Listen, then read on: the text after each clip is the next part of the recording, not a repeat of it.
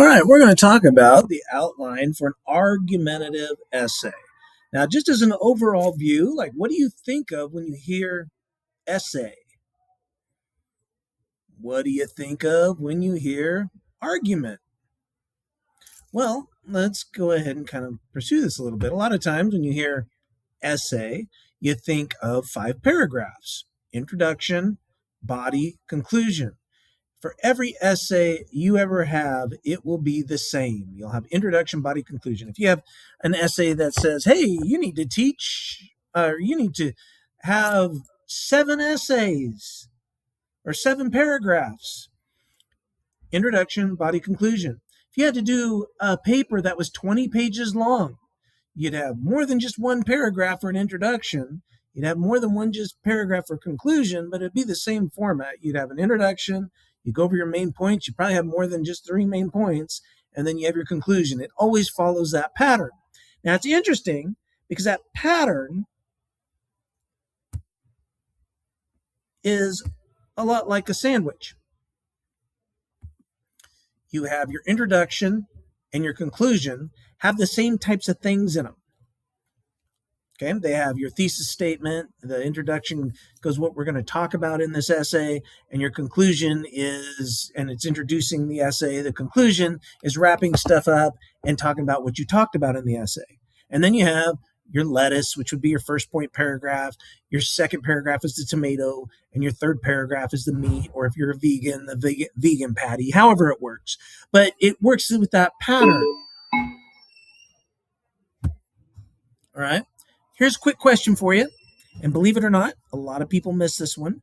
How many paragraphs are in a 5-paragraph essay? Yeah, don't ask me why people get it wrong. It's kind of in the title. There's 5. You want to keep in mind they have introduction, body, conclusion.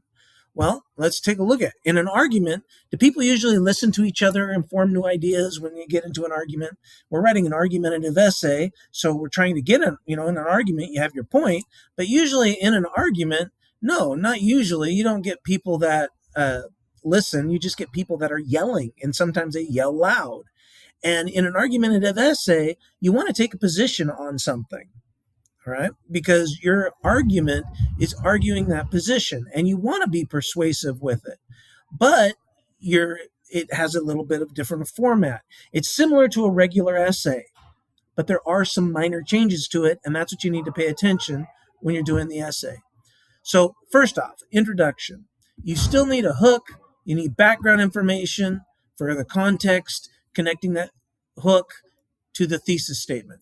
The thesis should be a statement of what you are trying to prove with your 2 main reasons. You later give evidence for these reasons in your essay. All right. For this particular, well, here's some examples. So the definition of a thesis is making a clear stance on a topic. So we have 2 examples over here, and whenever you need, if I'm going too fast, you can always pause the video to take a look at stuff. But the examples say, if you wanted to say school uniforms are bad, so you'd start, school uniforms should be banned in all schools.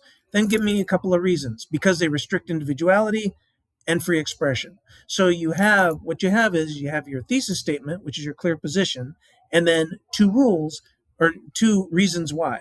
If you wanted to say school uniforms were good, that's kind of the second one. They're good because they teach young people the importance of following rules and dressing appropriately. So you get your position and then 2 rules on it. What we're going to be looking at is your thesis statement on the guilt or innocence of Troy Davis. Okay, so you're going to take a position on it. Was he guilty? Was he innocent? If you haven't finished your research yet on the projects or looked through the statements from the police, you'll want to make sure you get those assignments done, because they're going to give you what you need for filling out the paperwork on getting your outline done. Now, it's really easy as you take a look. In paragraph 1, you're going to have claim, evidence, and reasoning. All right. So you have your introduction we've done before, but what you're going to have is the difference comes in the body of the essay. So in the body, you need claim, evidence, and reasoning. You make your point, you back it up with a source, then you explain how the evidence supports your source. This first paragraph is a lot like what you've done every time you've written an essay. You give a claim, evidence, reasoning. All right.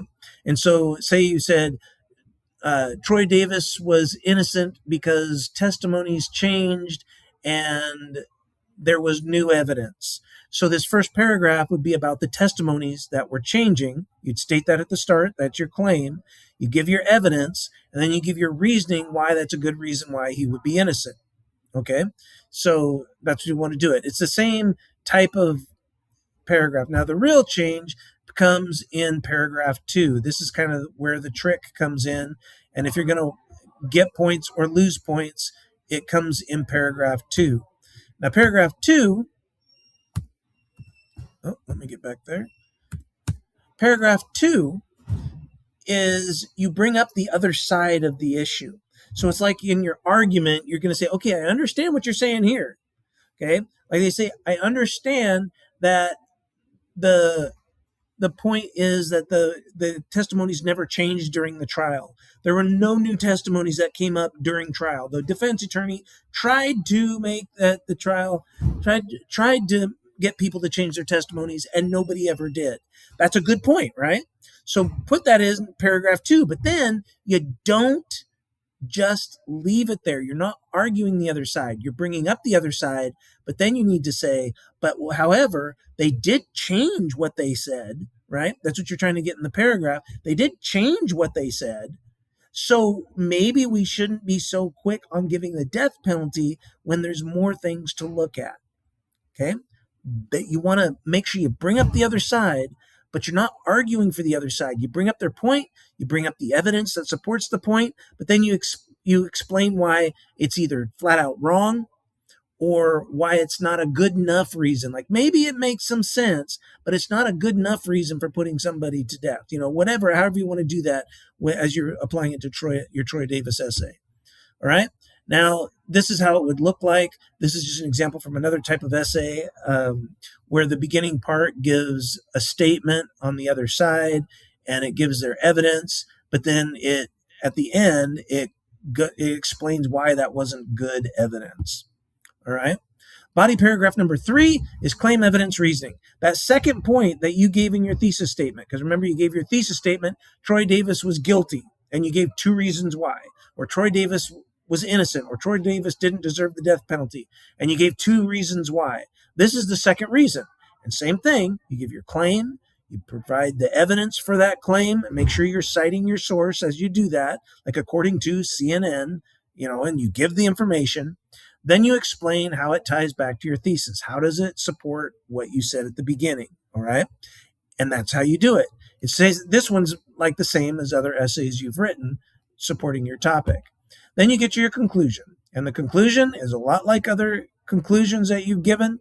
You restate your thesis, you cover your main points. And the last thing, which might be a little different, is a call to action. Instead of a strong closing statement, you say, now that you've read about the horrible crime, now that you've heard my arguments on the horrible crime of the killing of Troy Davis, now maybe you could be opposed to the death penalty. All right, something like that, because it's a call to action. Now that you've heard the information, what can the reader do with it? And that's a close. So hopefully this helps you so that you can get into it. The assignment is you're filling out a form that goes through these steps with you. So you're just filling out like maybe a sentence for each thing, and then you'll have an outline for your essay. Good luck.